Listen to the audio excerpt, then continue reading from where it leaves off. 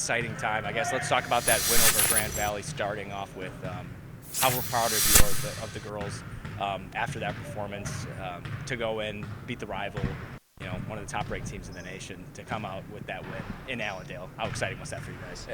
That was a great 40 minutes for us, but really it started on Wednesday night against Saginaw Valley. Saginaw Valley is a really good team. We had a chance to beat them in the quarterfinal, and then we were really kind of facing the end of our season against Wayne State. We were down 15 at half just to have a chance to play Grand Valley.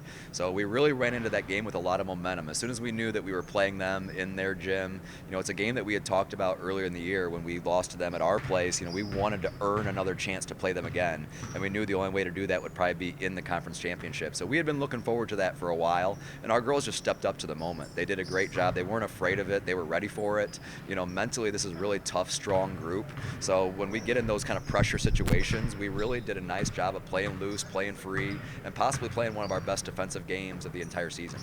When you guys look at what you guys were able to accomplish this year, making it back for the first time since 2012, and going on to win it, especially after making the tournament a season ago, not getting to play in it, to be back at this situation, how even better is that now for you guys going forward? I think it's going to hit our girls once they actually get there, because in 2020, I wasn't here yet. Coach Faustin led that team to that NCAA tournament, got down there, and they were practicing, and that's when they found out they couldn't play. So I think it'll kind of hit our girls that were part of that experience. Once we show up to the gym and see all the fans in the gym, I think it'll kind of sink into them that it's like, okay, they've earned that opportunity twice now, and today and this weekend will be the only time they get to actually fulfill it. So I know that they're going to enjoy the moment. That's what this group has done a really good job of, is staying in the moment and just enjoying everything, because that's when they'll play their best basketball, is when they're actually having fun out there. Absolutely. In terms of the seeding, were you guys maybe a little bit disappointed where you ended up? I mean, getting the 8th, is that something that you guys felt maybe you deserved a little bit of a higher seed, or I guess your take on that? I know it's kind of a tricky question, but I'm not in the seating room, so I don't really know all that goes into that. All we're really worried about is show us who we're playing. The 8 teams that are there, the Midwest region's the toughest region in the entire country. So that you can pretty much throw the seeds out anyway. So if we're going to win at Ashland at some point, if we're going to win the regional, we're probably going to have to beat Ashland. So we just happen to have to do it in the very first game. But that kind of gives us an advantage that we get 3 full days of prep before playing them. Whereas if we saw them in the second round, all you get is a shoot-around time. If you see them in the championship, you get a 1-day prep. So we're trying to look at it as an advantage instead of a slight. Yeah, absolutely. That was going to be my next thing. Obviously, getting a really tough team right off the bat too. Is that something that you guys are kind of embracing too? Like you mentioned, how do you guys prepare for a team like Ashland, a team that obviously you don't see anymore, and in CLIAC play, because they're the other league now? We're still fairly familiar with most of their lineup, most of their actions. We played them twice last year. It was our very first 2 games of the year in the pandemic-shortened season.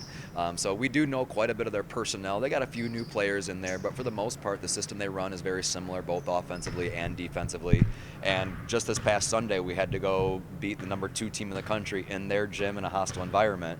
So now we have to do it on Friday against the new poll come out, probably number 2 team in the country again, in their gym in a hostile environment. But that's something, again, we're going to have a lot of Ferris Red in that crowd too. So it's something that we just did accomplish, so I think it'll give us a little bit more confidence going into it. Doesn't mean it's going to be any easier. It's still going to be a huge challenge, but it's something that we're not unfamiliar with.